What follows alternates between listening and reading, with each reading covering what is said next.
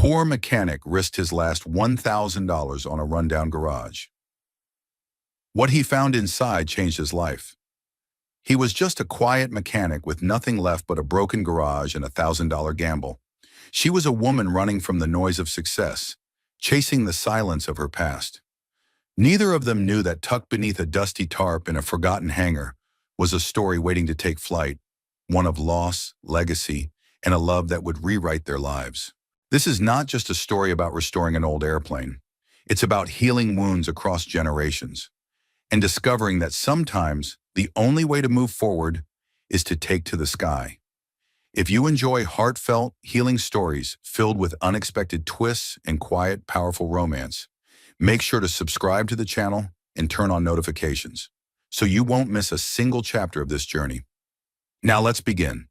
The Hidden Wings. Lucas Walker stood in front of the old garage, keys trembling in his calloused hand. The December wind sliced through his worn denim jacket as he stared at the rusted "For Sale" sign still swinging from a nail on the post. He'd seen this building every day of his childhood, once a place of oil-stained pride where his father had fixed engines and dreams. Now it looked like it hadn't seen life in over a decade. A flock of crows rose from the roof with a loud caw as he stepped forward, boots crunching through brittle leaves. Lucas paused at the threshold, heart pounding. This is it, he told himself. $1,000, his last, gone in a blink. All on a garage that smelled like mildew and regret. He could have played it safe, rented a cheap room, waited tables, stretched the money thin, but something inside had whispered, go home. And here he was, 38 years old, back in the one town he'd sworn he'd never return to. The door groaned as he pushed it open. Inside, the air was thick with dust and engine grease long dried. Sunlight filtered in through cracks in the wooden siding, throwing sharp beams onto old tool chests and broken jackstands. A worn calendar hung crooked on the far wall. October 2008. He stared at it a moment longer than he expected. That was the year his father had the stroke, the year everything had fallen apart. Lucas let out a slow breath, the kind you take before diving into cold water. He began moving through the space, clearing cobwebs, opening windows, brushing dust off old counters. Somewhere in the back, he found the ancient coffee machine still sitting where it had always been. Out of habit, he plugged it in. It coughed but didn't light. Not yet. Then he saw it. A heavy tarp covered something large beneath a row of broken fluorescent lights at the far end of the garage. It looked like it hadn't been touched in years. Lucas hesitated. Curiosity pulled at him like a wire through his chest. He stepped closer, fingers grazing the rough, dust-coated fabric. With a sharp tug, he pulled the tarp away. A gust of dust exploded into the air, making him cough, eyes watering. But when it cleared, he blinked, then blinked again. Underneath lay the silver husk of an old airplane fuselage. Small, narrow-winged, its metal body dulled by time but unmistakably intact. It looked like a classic Piper Cub, or maybe a Cessna. He wasn't sure. What in the world was that doing here? Lucas circled it, running a hand along the cold aluminum body. One wing was half disassembled. The propeller looked frozen in place, but the body was whole. He found himself smiling, the first real smile in weeks. "Dad, what the hell were you doing with this?" he whispered. In the office corner, beneath a pile of invoices and water-stained boxes, Lucas found a small leather-bound notebook.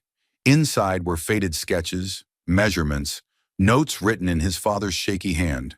And on the inside cover, "For the man you'll become, not the boy I left behind." J. Walker.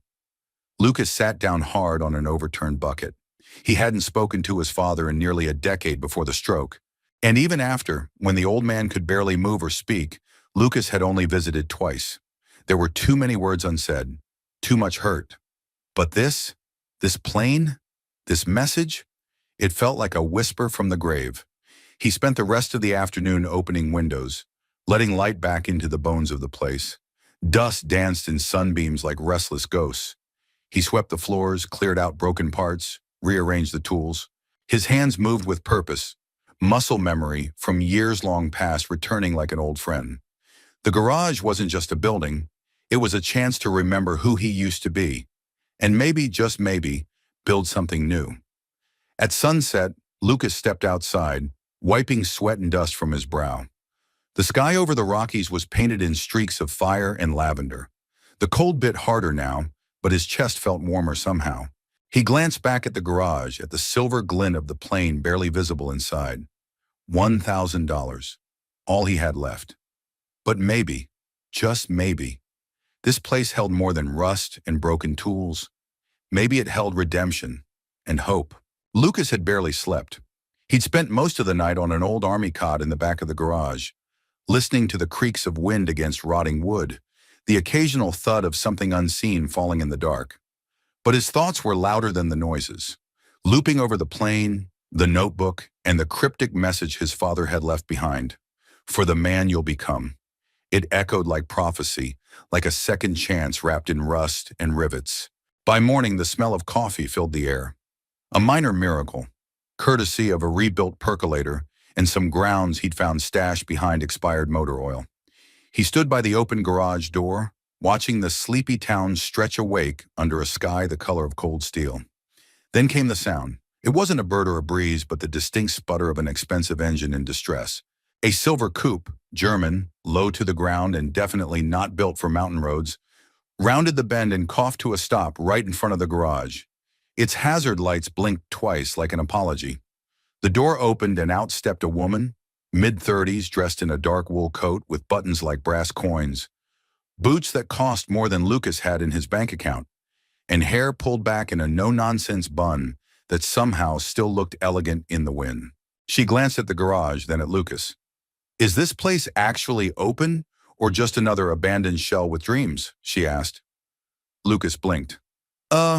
Depends. Are you selling sarcasm or looking for help?" She arched an eyebrow. "Engine overheated. Warning lights started flashing about 10 miles back. I was told there was a garage up here. Didn't realize it came with commentary." Lucas fought back a smile. "Lucky for you, I'm better with engines than I am with charm."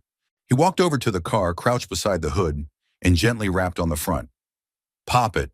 She did. Steam hissed into the cold air.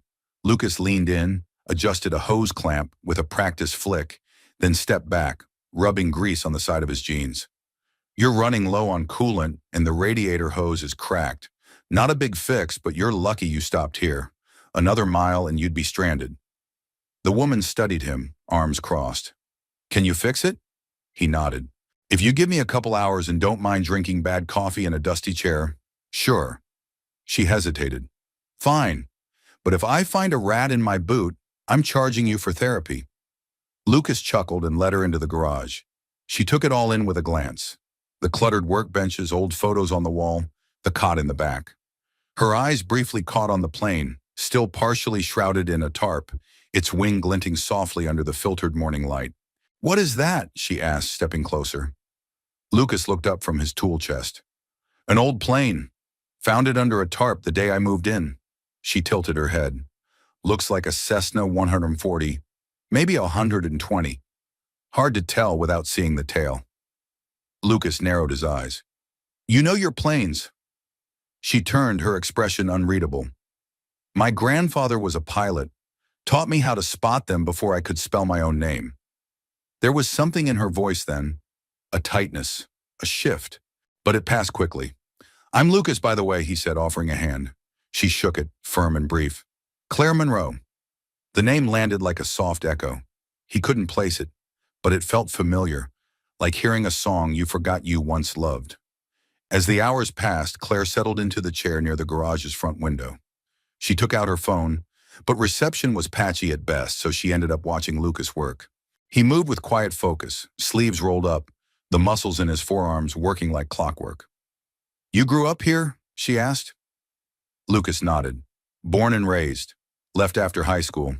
Came back a few weeks ago when, well, let's just say life circled me back." "In the garage?" "It was my dad's. He passed a few years back. I just bought it back with the last of my savings." Claire's brow lifted slightly. "That's either noble or insane." Lucas grinned. "Some days I'm not sure which." A silence settled between them, not awkward but curious. Claire's eyes drifted again to the plane. You plan to restore it? Lucas followed her gaze. I'm thinking about it. Found a journal in the cockpit.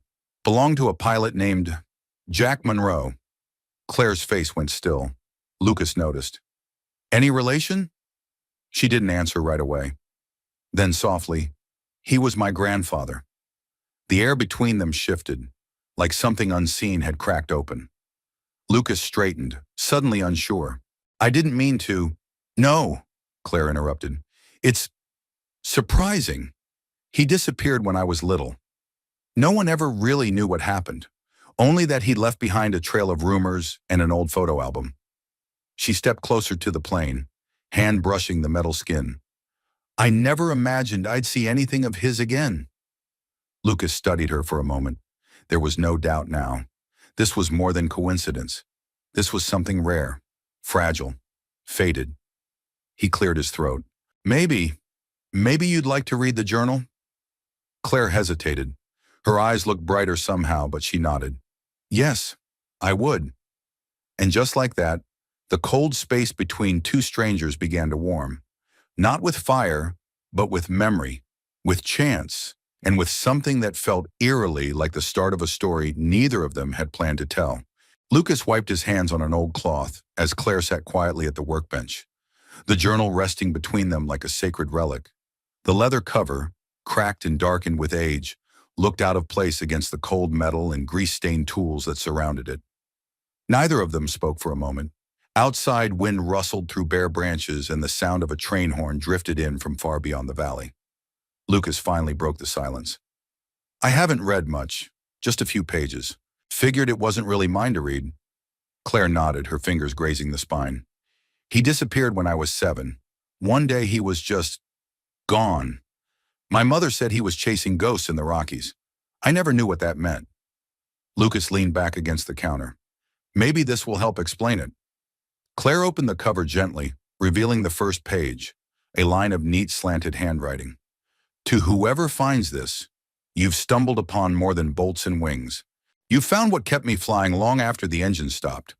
She turned the pages slowly, each one revealing drawings, calculations, and reflections that oscillated between mechanical and poetic. It was the diary of a man who saw flying as more than travel. It was salvation, escape, freedom, and something else, guilt. As she read, her brow furrowed. Lucas could almost see the weight of each word settling on her shoulders. Jack Monroe, she murmured. He always seemed like a myth, a man my mother talked about in half-finished sentences. She never forgave him for leaving. Lucas offered her a cup of coffee, which she took wordlessly, eyes still on the journal. Do you mind if I... She gestured toward the plane. He shook his head. Go ahead. Claire stood and stepped carefully around the boxes and tools until she was face to face with the aircraft. She rested her hand on the cold metal skin, almost reverently. Why would he leave a plane here? She asked, half to herself. Lucas crossed his arms. That's the part I can't figure out. My dad never mentioned it. But judging by the dust, it's been here a long time. She turned, eyes thoughtful. My grandfather was a bush pilot. Flew across Alaska, Montana, Colorado. Said the sky was the only place that made sense after the war. Lucas tilted his head. What war? Vietnam. He flew supply missions, sometimes evac. Came back with more silence than medals. He used to say the sky was quiet. No questions up there. Lucas looked toward the ceiling, trying to imagine a man like Jack Monroe building a life in this very garage. Maybe this was where he tried to find peace. Claire's voice softened.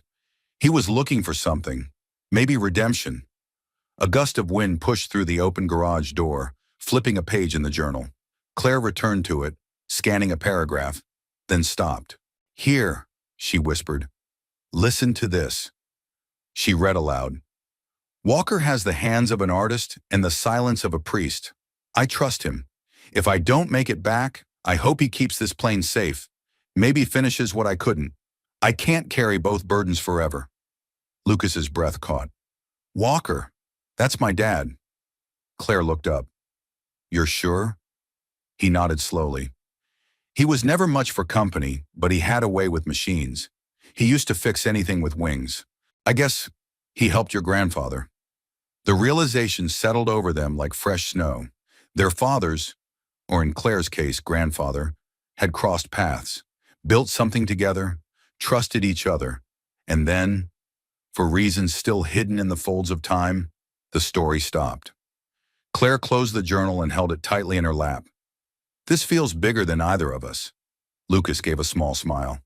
Feels like it found us, not the other way around. A beat passed. You thinking about staying? He asked, almost casually. She glanced toward the door. I was supposed to be in Aspen tonight. Business meetings, board members to impress. But now, she looked back at the journal. Now I feel like if I leave, this might disappear again. Lucas nodded. There's an inn at the edge of town.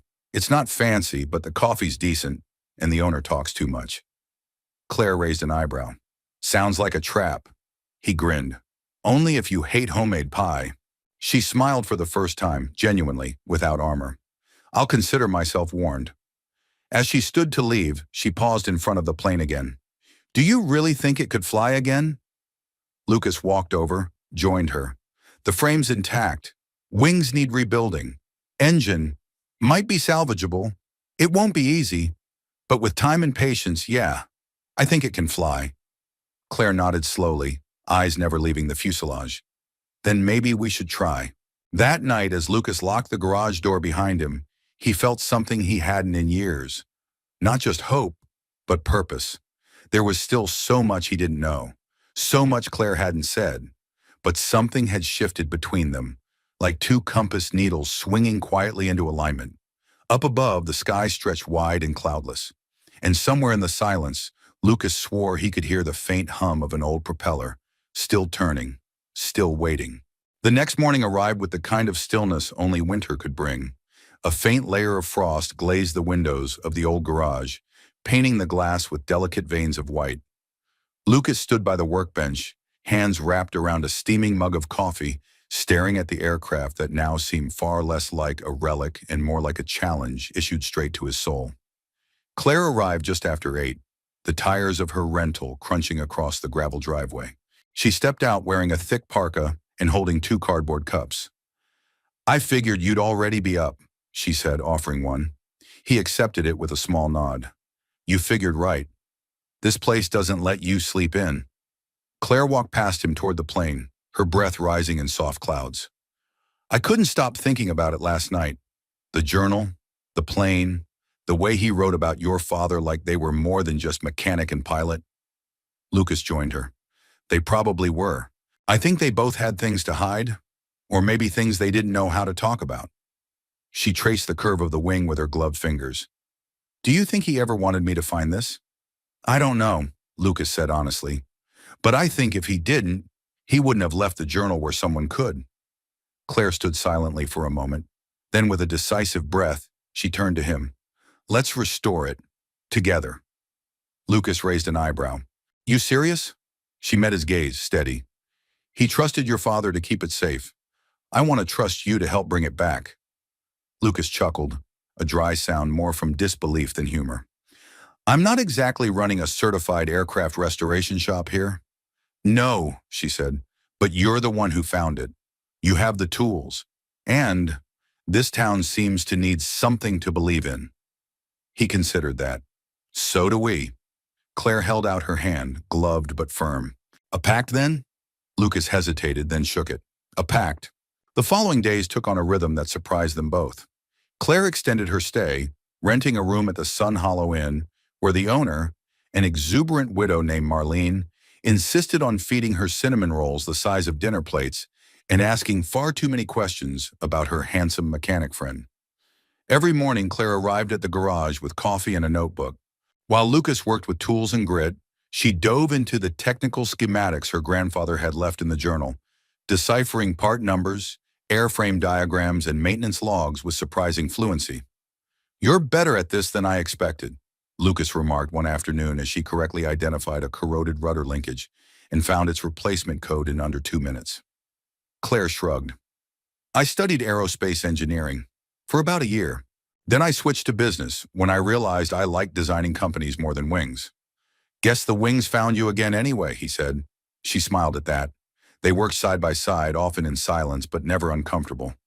Lucas found himself watching her when she wasn't looking. The way her brow furrowed when she read. The way she tucked a loose strand of hair behind her ear. The way she treated the plane like it was sacred. She, too, began to notice things.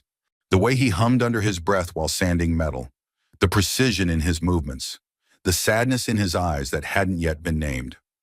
One evening, as the sun dipped low over the mountains and cast amber light through the garage windows, Claire sat back inside. I forgot how satisfying it is to build something real. Lucas handed her a water bottle. Better than spreadsheets. She laughed, soft and genuine. Infinitely. A beat passed. Then she said, tell me something about your dad. Lucas blinked. It wasn't a demand, but it wasn't casual either. It was an opening. He loved flying, he said slowly. Never got his license, though. Spent years fixing planes for other people. Said his hands were meant for engines, not controls. She listened intently, quiet. He used to bring me here on Saturdays, gave me a wrench, and told me to make friends with the bolts. I thought it was some kind of magic spell. Claire smiled. Sounds like he had a poetic streak. Only when talking about machines. With people, he was closed off, especially after Mom left. Her smile faded. What happened? Lucas hesitated, then exhaled. She couldn't take the silence anymore. Said the garage was his first love, and there wasn't enough left for her. Claire looked down, fingers tightening around the bottle. I know that feeling. Lucas studied her, but didn't press. That night after she'd gone, Lucas sat alone in the garage. The plane gleamed faintly under the overhead lights, its skin slowly returning to life. He ran his hand along the side. I don't know what you were trying to fix, he murmured to the air, but maybe we're all trying to rebuild something. Outside, snow began to fall, soft and quiet, like memories returning. The garage had changed, not just in appearance, though the cleared space and organized tools spoke volumes, but in atmosphere. The dust no longer felt like decay. It felt like history being honored. The cold had lost its edge, replaced by a quiet warmth that came not from a heater, but from human presence. Lucas noticed it most in the quiet moments. When Claire leaned over a schematic with her brows knit in focus. When she reached absently for the same wrench he did, and their hands brushed. When she hummed a tune under her breath while cataloging old parts. It was subtle but unmistakable. Something had shifted between them, even if neither was quite ready to name it. That afternoon, they worked in tandem as usual. Lucas was elbow deep in the left wing's interior structure, inspecting the spars for signs of corrosion, while Claire knelt nearby with the manual, cross-referencing torque specifications. Hey, she said, not looking up. What does it mean when there's a rivet line that breaks symmetry on a wing panel? Lucas peered over. Usually a field repair. Why? She rotated the diagram toward him. This one doesn't match the factory specs. Looks like someone patched the wing mid-service. Lucas studied the drawing, then the actual plane. Sure enough, one row of rivets curved ever so slightly off the norm. He hadn't noticed before, but now it was obvious. That's not factory work, he muttered. It's a field fix, all right. Which means... Claire finished the thought. The plane was damaged in flight. Lucas stepped back. But there's no incident report, no mention in the logbooks. Claire looked thoughtful. Maybe it was off the books. Lucas's gaze met hers. You think your grandfather was flying under the radar? Claire hesitated, then nodded. If he was running missions for people he didn't want listed, it would make sense, especially after the war. A lot of former pilots got pulled into gray areas. Lucas didn't press, but the idea unsettled him. This wasn't just about restoring a plane anymore. It was about uncovering what it had carried. Secrets, regrets, maybe sins. Later that day, they sat outside the garage on the tailgate of Lucas's truck, sipping black coffee from thermoses, their breaths clouding in the crisp mountain air. Claire was quiet, staring off toward the distant hills. You ever wonder, she said softly, if the people we come from ever really leave us? Lucas turned to her. All the time. She gave a half smile. My mother hated talking about my grandfather, said he abandoned the family for the thrill of the sky, that he wasn't a hero, just a man who ran away when things got hard. Lucas listened. She was so certain of that, I started believing it too. But then I found this journal, and now I don't know what to believe. Lucas leaned back. Maybe he was both, a hero and someone who ran. Claire looked at him, eyes sharp. You think both can be true? I think most people are more than one thing. Good, flawed, trying. She was quiet for a moment, then nodded slowly. I didn't speak to my mother for nearly a year before she died, Claire confessed. We fought about the past, about legacy. I wanted to honor it. She wanted to bury it. Lucas's voice was gentle. And what do you want now? Claire took a long breath, then exhaled. I want to understand him, not the myth, not the man in the photo albums, the real person, the one who trusted your father, the one who wrote about regret and repair. Lucas nodded, his voice low. You might be closer than you think. They sat in silence again, watching the sky blush into gold as evening approached. Snow hadn't fallen yet, but the air promised it wouldn't be long. The next morning, Lucas arrived early. Claire was already there, inside the garage, sorting through a stack of old storage boxes that had once belonged to his father. Couldn't sleep, she said by way of greeting. Lucas nodded. Coffee's brewing. She pulled out a sealed envelope from one of the boxes, worn but intact, with his father's handwriting scrawled on the front. Jack. Claire's breath caught. Lucas opened it carefully. Inside was a single page. Jack, the wing held. I hope you did too. I kept my word. I didn't tell them. But this plane, it's your story now. You decide how it ends. Joe Walker. Claire stared at the note, eyes wide. He knew, she whispered. My grandfather must have told him everything. Lucas folded the letter gently. Whatever he was running from, your grandfather trusted my dad to keep it safe. And now he's trusted you. The weight of it all pressed down. Generations of silence, of secrets buried beneath rivets and rust. And now two people who hadn't known each other a week ago, standing on the threshold of something far bigger than restoration. Claire looked at Lucas, eyes glossy but steady. We can't stop now. We won't, he said, but we have to be ready for whatever's still hidden. She nodded. Then unexpectedly she reached out. Just a light touch to his arm, brief but warm. Thank you, she said. Lucas swallowed the lump rising in his throat. For what? For not asking me to run from it. The first flakes fell just after dusk, soft, slow, and hesitant, as if winter were testing the boundaries of its arrival. By the time Lucas stepped out to lock the garage for the night, the snowfall had thickened into a quiet curtain of white. The forecast had warned of a storm, but out here in the valley, forecasts were more suggestion than certainty. He glanced toward the road. Claire's car was still parked near the tree line, dusted in snow. Inside the garage, she was gathering her things when he returned, notebook tucked under one arm. You might want to stay a little longer, Lucas said, brushing snow off his jacket. Roads are starting to get slick. Claire looked up. How bad? He peered out again. Bad enough to strand you halfway to town with no cell service.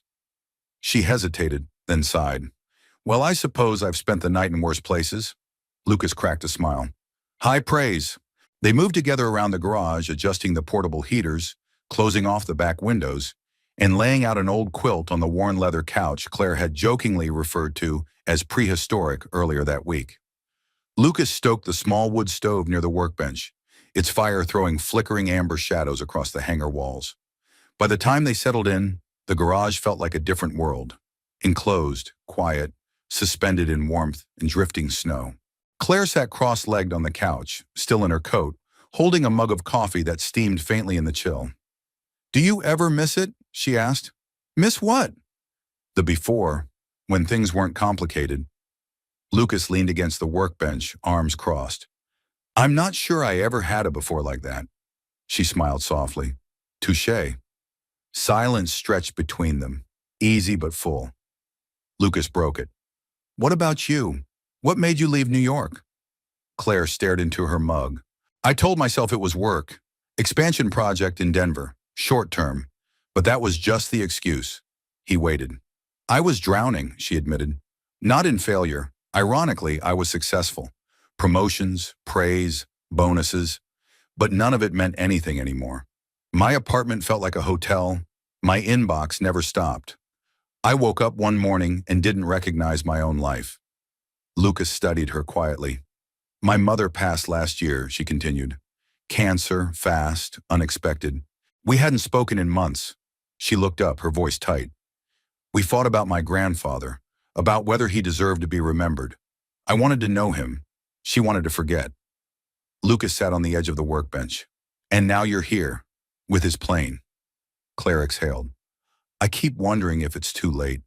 Too late to make things right. To understand him, her, me. Lucas took a moment, then said softly, it's never too late to look for the truth, and it's never too late to forgive. She nodded slowly, then leaned back, her gaze drifting upward to the metal rafters. This place, it's not what I expected, she said.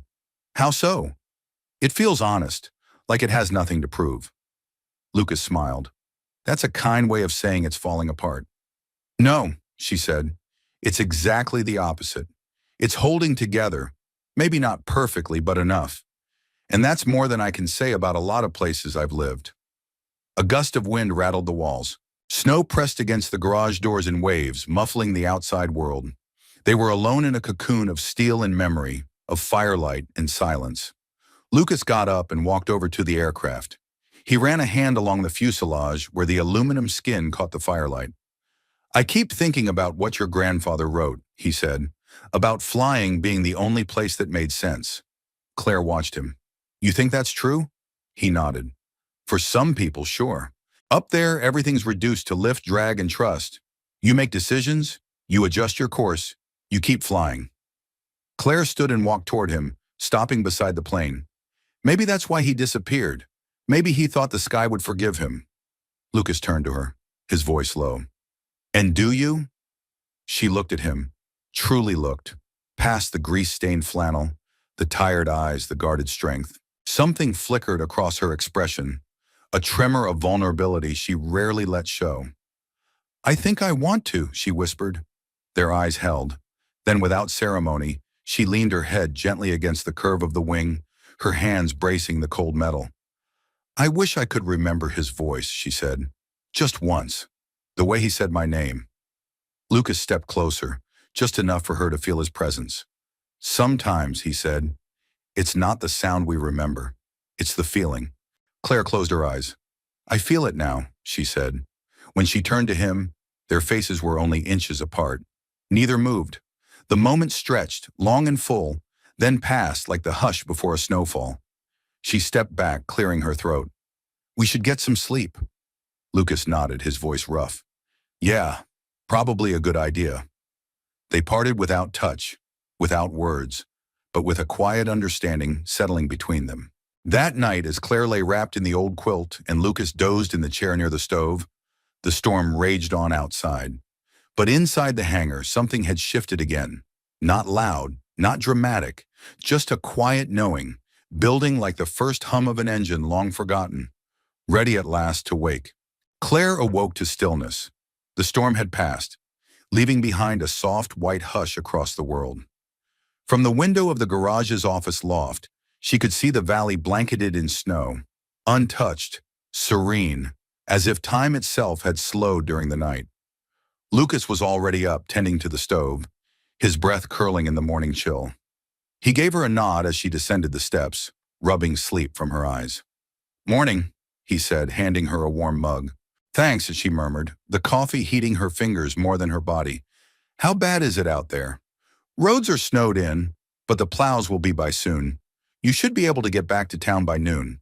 Claire nodded. There was a tension in her chest this morning she couldn't name. Something tight and uneasy, like a warning she hadn't yet heard.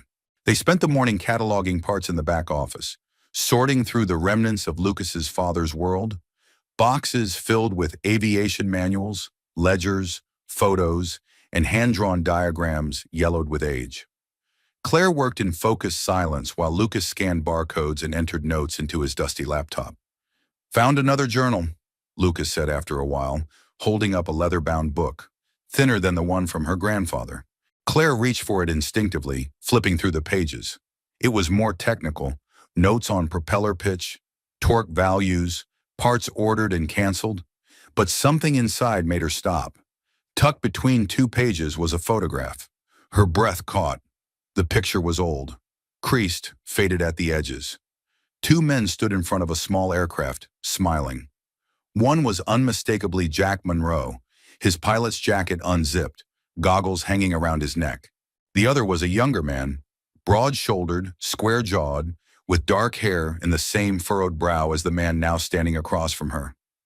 Lucas's father. Claire turned the photo over. In pen, faded but legible, were the words, Walker and Monroe, Mission, Bush 11, May 1974. Where did this come from? She asked, voice quieter than she intended. Lucas took the photo, frowning. That's my dad. And your grandfather. Her eyes met his. They flew together? I didn't know, he admitted. He never talked about it. Claire stared at the photo. Something clicked in her memory. An old conversation, hushed and half forgotten, between her mother and a man she never met. Words like desertion and debt whispered with shame and bitterness. She flipped through more of the journal.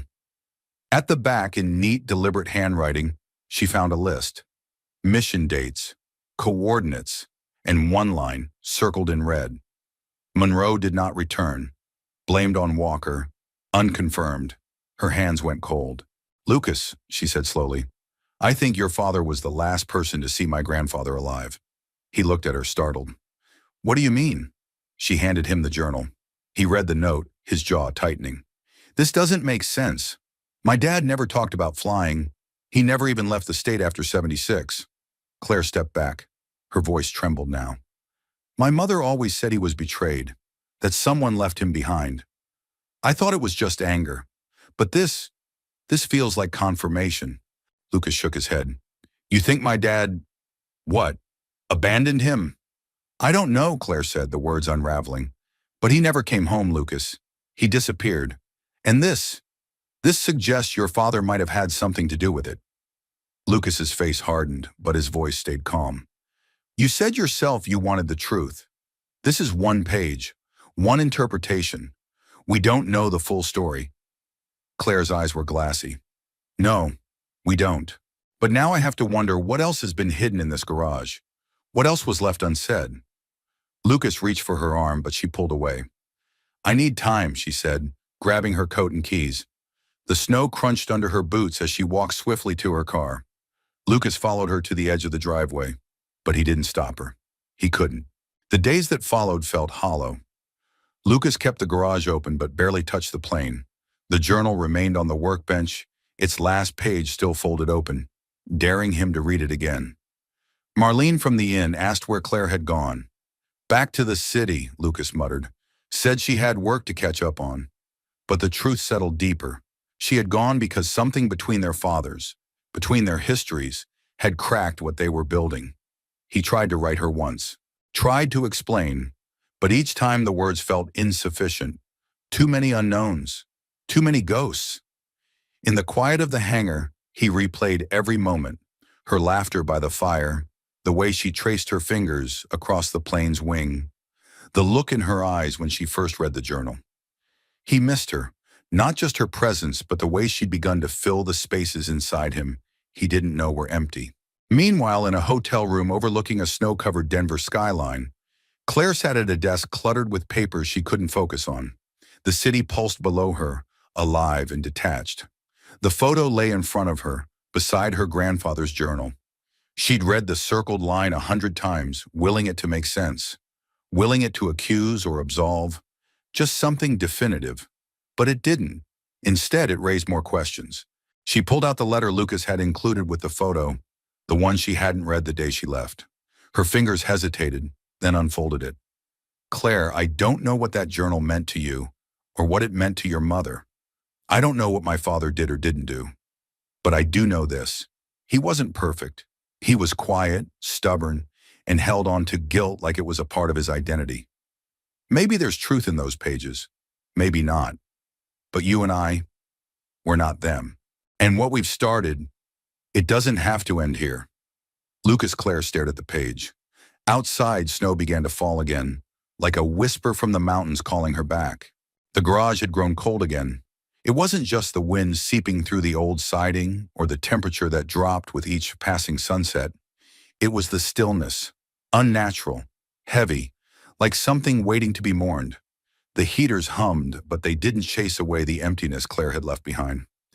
Lucas sat on a stool near the plane, its exposed framework lit by the flicker of a lone halogen lamp.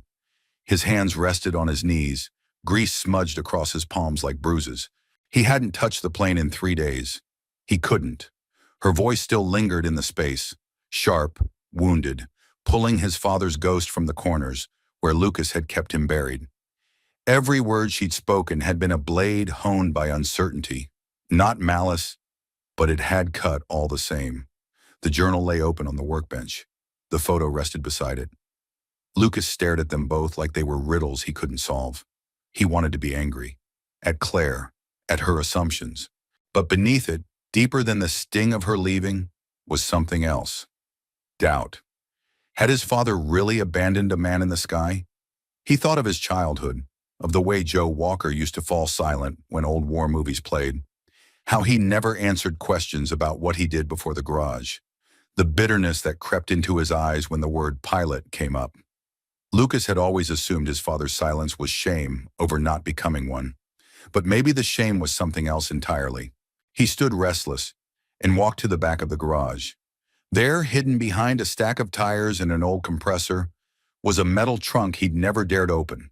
The key still hung on a rusted nail, untouched since the day he'd inherited the place. He opened it. Inside were documents, military records, repair logs, and envelopes addressed to names Lucas didn't recognize.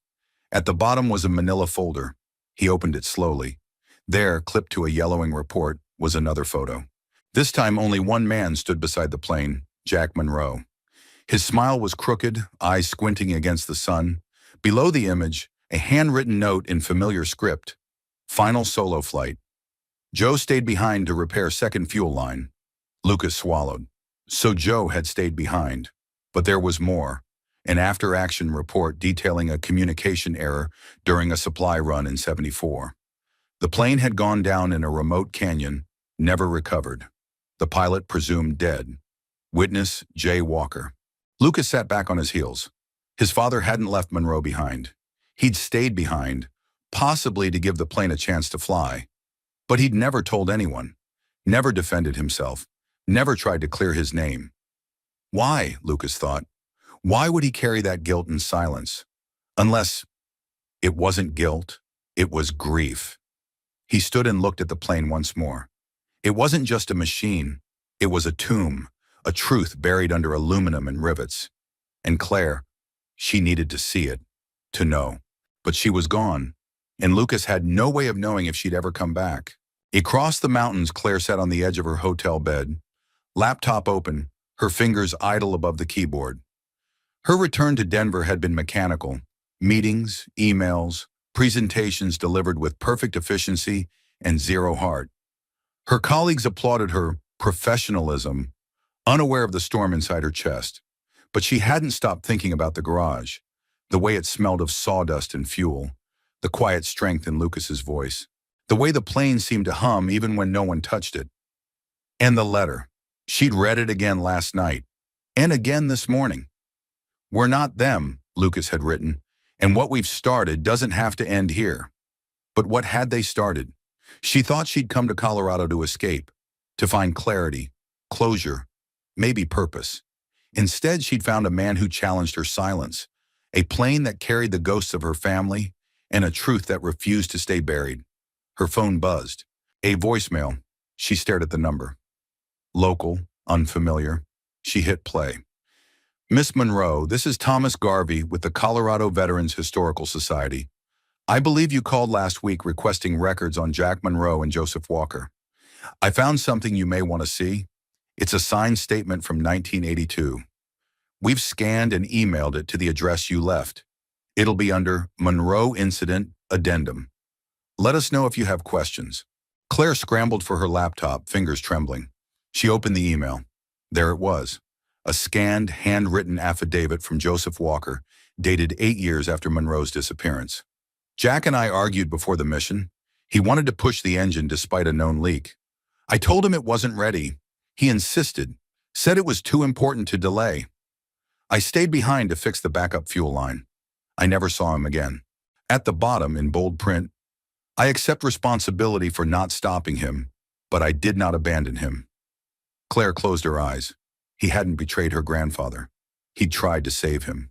Her chest tightened with emotion, shame, relief, sorrow, and underneath it all, a need to go back.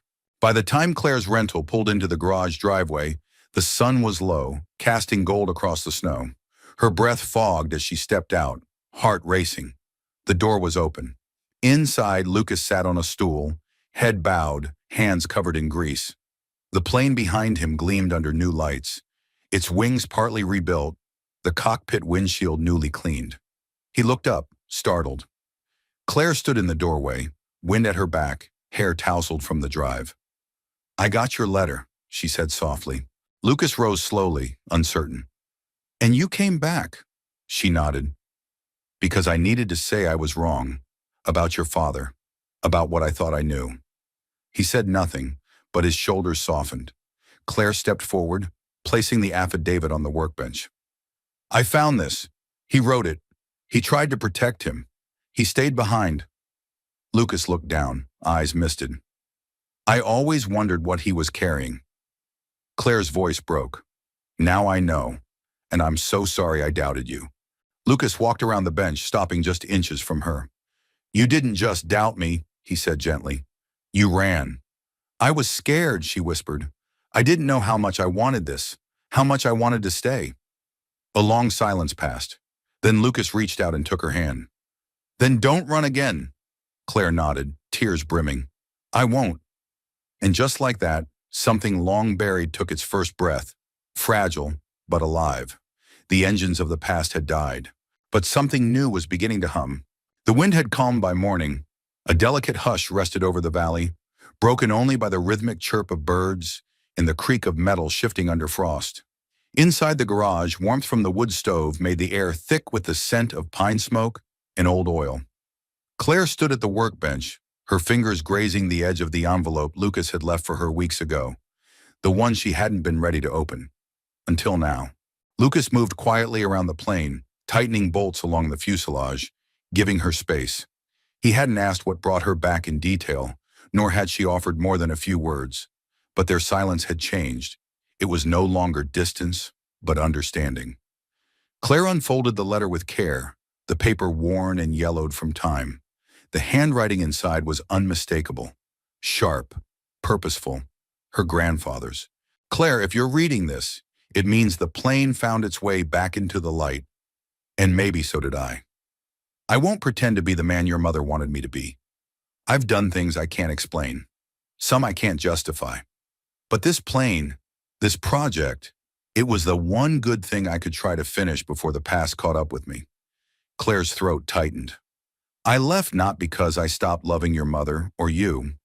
I left because I believed I could do something worth remembering. The missions I flew, they weren't always official.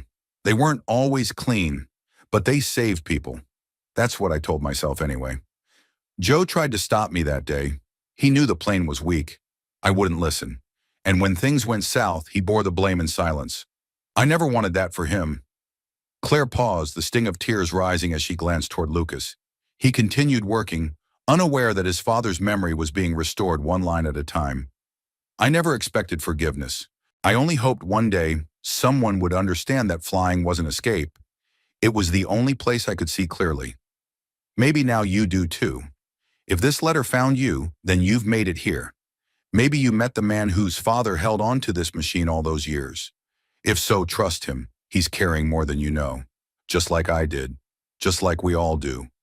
Don't let silence become your legacy, Claire. Speak what needs to be spoken. Fly when you can. And never walk away from something that still has wings. With love always, Grandpa Jack." She folded the letter with trembling hands and pressed it to her chest. For the first time in years, the weight between memory and forgiveness began to lift. Lucas looked up from the engine. Their eyes met.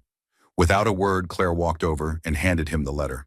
"I think he wanted you to read it too." Lucas took it gently, his jaw working as he absorbed each word in silence.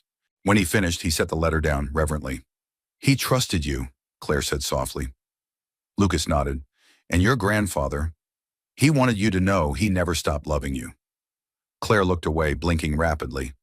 I always thought he just disappeared, like we weren't enough reason to stay. You were, Lucas said. That's why he wrote this, so you'd know the truth, even if he couldn't say it in person. She nodded, swallowing hard. I wish my mother had read this. Maybe she could have forgiven him. Lucas's voice was gentle. Maybe she couldn't, but that doesn't mean you can't. Claire closed her eyes, breathed in the scent of the hangar, of smoke and steel and something impossibly human. She opened them again and looked at the plane. We have to finish it, she said. Lucas smiled. We will. Over the next 2 weeks, they worked with new purpose. Lucas handled the mechanical systems, fuel lines, avionics, electrical rewiring, while Claire took over the restoration of the interior, matching the cockpit layout to the original specifications found in her grandfather's notes. They argued over rivet placement, laughed over old aviation slang, and slowly found their rhythm again. One afternoon, while sorting through a box of aircraft decals, Claire held up a faded emblem, a set of stylized wings encircling the letters JM. Lucas turned from the tool chest and smiled. His initials? She nodded. He used to say everyone needed a symbol, a mark to remind them who they were trying to become. Lucas took it from her gently. Then we'll put it right under the left wing. That night, they painted the emblem together, crouched side by side beneath the fuselage.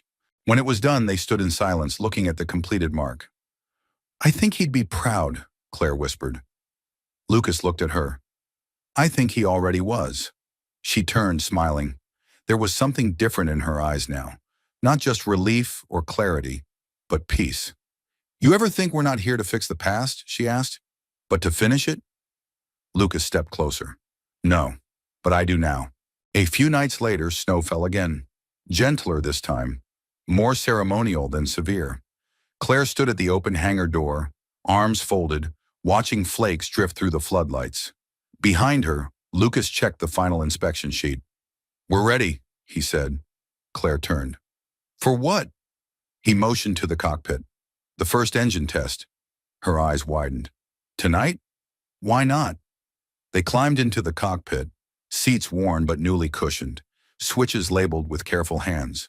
Lucas gave her the honor of flipping the master switch. The engine sputtered, then caught. The roar filled the hangar, vibrations humming through the steel bones of the plane and their very chests. Claire laughed, loud, unrestrained, a sound that startled even her. Lucas grinned. Still think flying's only for running away? She shook her head, breathless. Not anymore. They sat for a moment longer, engine idling, both of them staring ahead into the night. Not at the runway, but at what came next. The morning sky over the valley was a painter's dream. Pastel hues of rose and lavender brushing across the horizon. Wisps of golden light threading through the snowy peaks. The garage, now a workshop reborn, sat bathed in that soft light like a cathedral of steel and memory. Inside, the plane gleamed beneath its own resurrection, fully assembled for the first time in decades. Lucas stood by the hangar doors, eyes on the narrow airstrip stretching out toward the tree line. He held a checklist in one hand, a worn rag in the other, though neither moved. His thoughts were miles away, flying ahead of the moment that was quickly approaching. Behind him, Claire descended the steps from the loft, a thermos in hand and nervous energy in her walk. She wore a thick jacket, earmuffs, and a look that mixed exhilaration with disbelief. Still time to back out, Lucas said, glancing over his shoulder. Claire smiled tightly. You say that like it's an option. He chuckled, folding the checklist. Fuel's good, weather's holding, engines purring like a mountain cat. She's ready. Claire approached the plane slowly, hand tracing its side. I never thought I'd see it like this, let alone be the one flying it. You sure you want to be in the cockpit? He asked gently. I can take her up first. Make sure everything holds. Claire looked at him with a steady gaze. Jack Monroe didn't leave this bird behind, so someone else could take the first flight. He trusted me, just like I'm trusting you. Lucas met her eyes and nodded. Then let's bring her home. The pre-flight process was reverent, almost ceremonial. Lucas performed a final walk around, while Claire climbed into the cockpit, adjusting the seat and harness. She ran her hands over the controls, her grandfather's notes committed to memory now. The sun crept higher, casting shadows through the trees that danced across the tarmac like spirits watching. Lucas joined her inside, settling into the co-pilot's seat. Their shoulders brushed, grounding them both in the now. Claire inhaled deeply. You ever think about how much had to happen for this to even be possible? Every day, Lucas said. One bad decision, one loose bolt, one person giving up, and none of this would have happened. But none of us did, she whispered. Lucas turned to her. Let's make it count. Claire flipped the master switch. The instrument panel blinked to life, gauges springing into motion. The propeller spun once, twice, then caught with a guttural growl that filled the hangar and shook the ground beneath them. Lucas watched her, every movement measured and confident. Throttle to 25, mixture rich, flaps set. She nodded, completing the motions. Her hands were steady, her eyes forward. This is for you, Grandpa, she murmured. Lucas caught the words but said nothing. They didn't need ceremony. The moment carried its own. They taxied slowly to the mouth of the runway, the snow-plowed path now flanked by tall evergreens like silent sentinels. Claire paused at the threshold. You ready? She asked. Lucas smiled. I've been ready since the day we found her. Claire pushed the throttle. The plane surged forward, wheels rattling against the uneven tarmac, wind tugging at their wings. The hum became a roar. Claire held the controls steady as speed climbed. 30, 40, 60, then lift. The moment the tires left the ground, time fractured. The world fell away, and they were flying, truly flying. The wings, once buried under dust and silence, now stretched into the heavens like they were always meant to. Claire let out a breathless laugh, one hand covering her mouth. Her eyes shone. Lucas whooped beside her. She's singing! Below, the valley unfolded like a postcard, white and gold and endless. The peaks of the Rockies stood sentinel in the distance, while rivers sparkled like ribbons of light. They climbed gently, leveling at 1,500 feet, the aircraft cruising with the grace of something both old and reborn. Claire turned to Lucas. You ever flown before? Once, with a crop duster who owed my dad money. She laughed. This isn't that. No, he said, eyes scanning the horizon. This is something else entirely. They circled the valley once, then again. Claire eased into a gentle bank, letting the wings tip like a nod to the sky. The radio crackled faintly with static, but they didn't speak much. The silence between them was full of reverence, of triumph, of something deeper than either had yet named. After 20 minutes, Claire guided the plane into its descent. The landing was smooth, wheels kissing the runway like an old promise kept. When they rolled to a stop, she cut the engine, and the roar faded into the wind. Lucas turned to her. You did it! Claire sat back, breathless, heart still racing. We did it! He reached over and squeezed her hand. They climbed out to find Marlene standing near the hangar with two others from town, Tommy from the gas station and Mr. Denslow, the retired mailman who once flew supply runs in Alaska. Word had gotten out. Claire and Lucas didn't say anything. They just looked up at the plane, silhouetted against the morning sun, steam rising from its exhaust in slow curls. Mr. Denslow whistled low. That's a beauty. Lucas nodded. Took a few miracles. Claire smiled. And a lot of elbow grease. Marlene stepped forward and handed them 2 mugs of cocoa. Someone ought to write a book about this. Maybe someday, Lucas said. They stood together for a long while, watching as the sun climbed higher and the snow began to melt in small, glistening patches along the tarmac.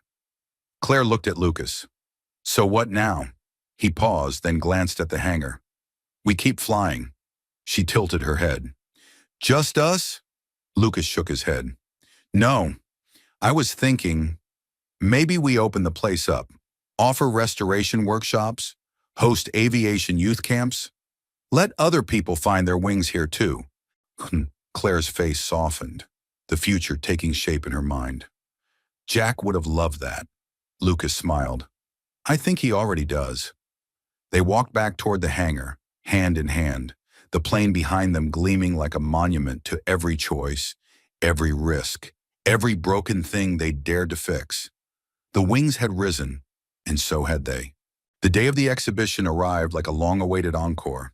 Sunlight bathed the small airstrip in a mellow glow, the snow nearly gone save for pockets that glittered along the tree line.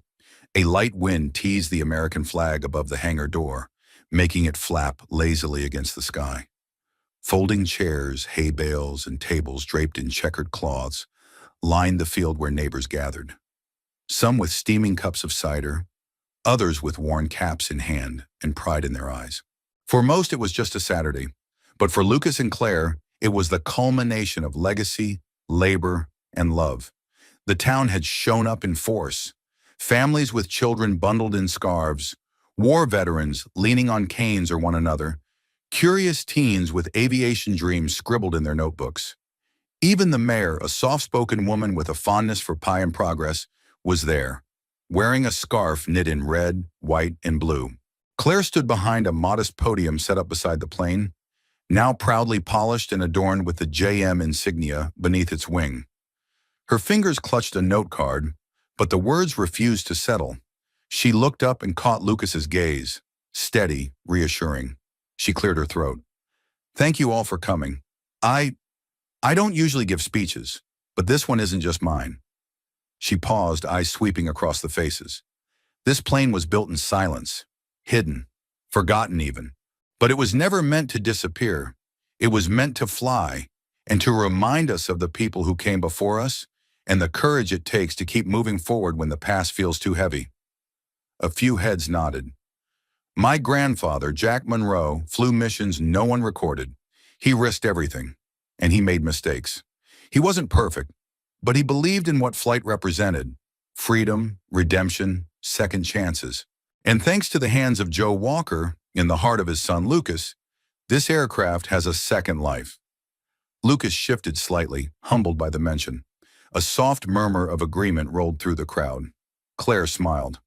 Today's flight isn't just for Jack.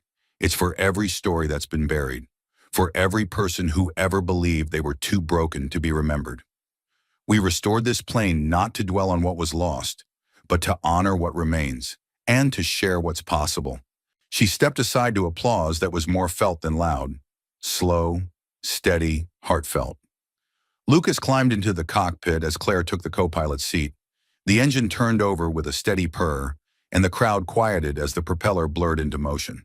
They taxied down the airstrip, the crowd rising to their feet. "Ready?" Lucas asked. Claire looked at him, her expression calm, resolute. "Always." With a gentle push of the throttle, they soared once more. Higher this time, more confident, as if the plane itself remembered its purpose. Cheers rose from below as they circled the field, wings dipping in a graceful arc. Children pointed. Veterans wiped their eyes.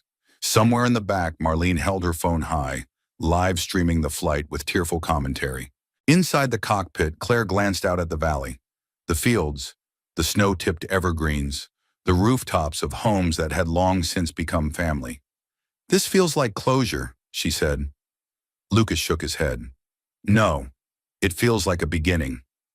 They banked gently, flying low enough for the crowd to see their silhouettes framed against the morning sky. Lucas guided the plane into a slow loop around the field. Beneath them, the garage stood open, a symbol of everything reborn. After 20 minutes in the sky, they eased back toward the runway. The landing was smooth, greeted by a wave of applause and hollers that echoed across the field. As the engine sputtered to a stop, Claire and Lucas stepped out, cheeks flushed, hands grease-streaked but firm in each other's. The mayor approached with a grin. "That was quite a show." Lucas shrugged. "Just honoring a promise." She nodded.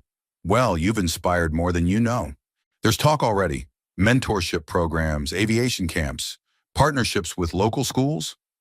Claire's eyes lit up. "Really? Really," the mayor said. "This could become something much bigger than a restored plane." Lucas and Claire exchanged a look. Later that afternoon, as the crowd thinned and the tables were cleared, Claire wandered into the garage alone. The quiet settled around her like an old coat. She paused in front of the photo they'd framed, Jack Monroe and Joe Walker, side by side, squinting into the sun. Between them sat a boy no older than 6, a wide grin on his face, clutching a model airplane. It was Lucas. Claire traced the edge of the frame with one finger. I think you both would have liked each other, she whispered. Behind her, Lucas stepped in. They already did. She turned. You knew about that picture? He nodded. Found it in a box a week ago.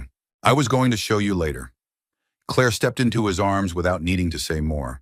He held her as the sun filtered through the garage windows, casting long golden beams that danced across the concrete floor. I'm not leaving this time, she said against his shoulder. I didn't think you would, he replied. She leaned back slightly to look at him. You still want to open that workshop? Yeah, he said, but only if you're my partner. Claire smiled, eyes shining. In every way that matters.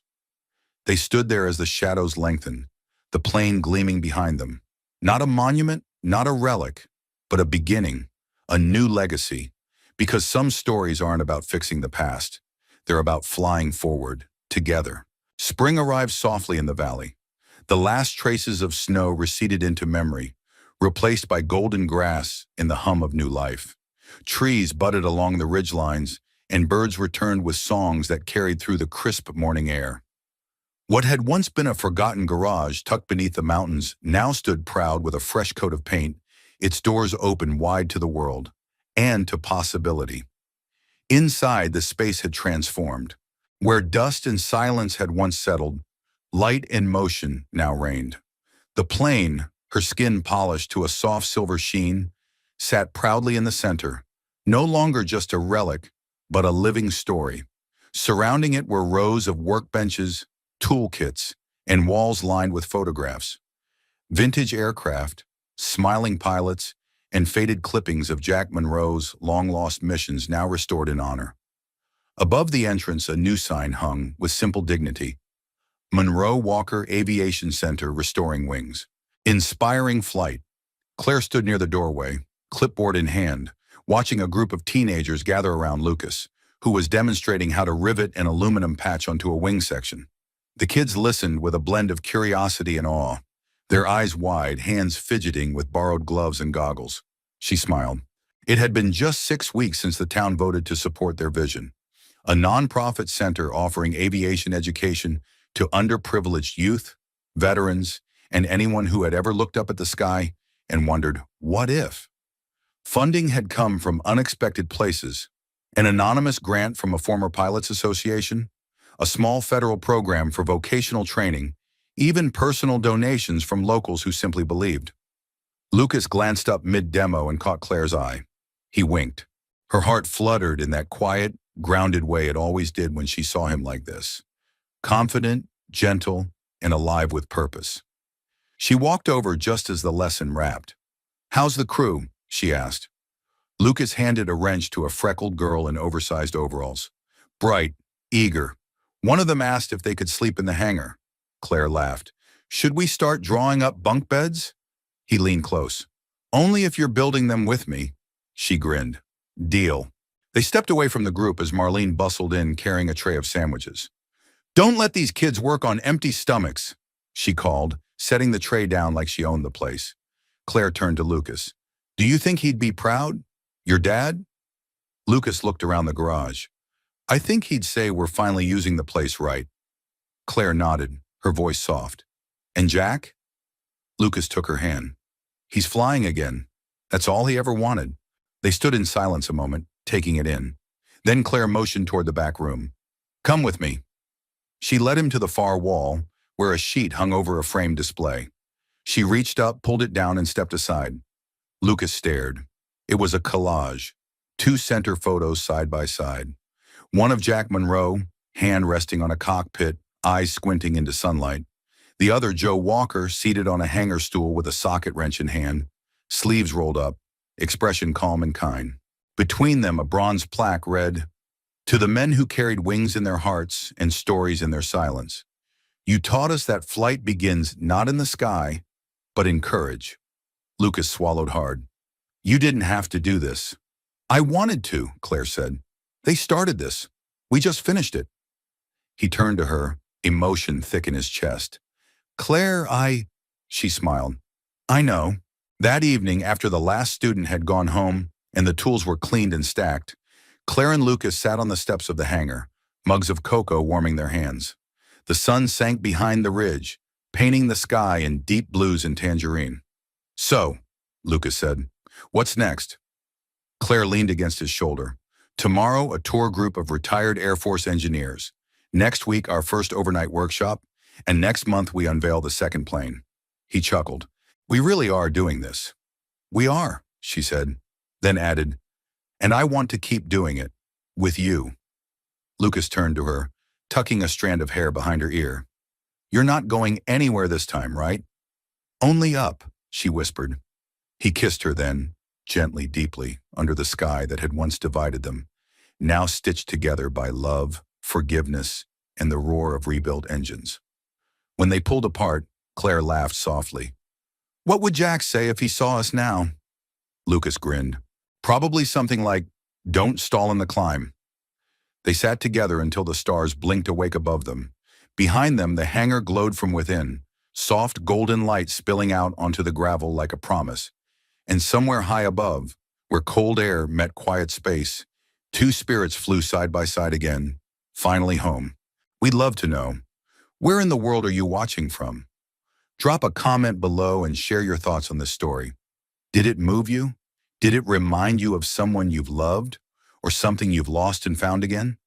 If this story touched your heart and you'd like to hear more tales of healing, hope, and unexpected love, make sure to subscribe to the channel and tap the bell icon so you never miss a new chapter. Thank you so much for spending your time with us. Your presence here means more than you know. Until next time, take care and keep believing in second chances.